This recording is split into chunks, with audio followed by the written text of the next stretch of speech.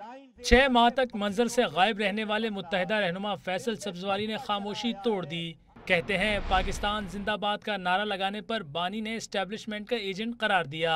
उन्होंने ईद से पहले वतन वापसी और MQM पाकिस्तान की हिमायत का ऐलान कर दिया। मैं MQM में था, MQM में ही हूं और इंशाअल्लाह ताला मैं MQM में ही रहूंगा। MQM को छोड़ने का तो मेरा ना पहले कोई इरादा था और ना फारूक भाई का नाम पहले भी MQM के सरबराह के तौर के ऊपर मौजूद था, MQM के आईन के हवाले से भी मौजूद था।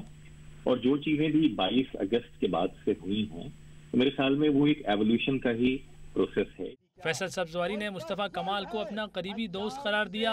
साथ ही ये भी वाज़ेह कर दिया कि उन्होंने कभी उनसे अपनी पार्टी में शमूलियत के लिए राब्ता नहीं किया। मेरा उनसे राब्ता नहीं हुआ, वो मुझे जानते हैं, मैं उन्हें जानता हूँ कि बहुत सारे लोगों की शायद तवक्को ये थी कि मैं वहाँ चला जाऊंगा क्योंकि जो मुस्तफ़ा कमाल साहब से जो ताल्लुकदारी, लेकिन मेरा नहीं ख्याल था कि मैं उनकी जानिब जाऊँ। रहनुमा MQM ने कहा कि वो जान के खतरे के बाइस बैरून मुल्क गए थे और पार्टी क़यादत ने ही उन्हें न आने का कहा था।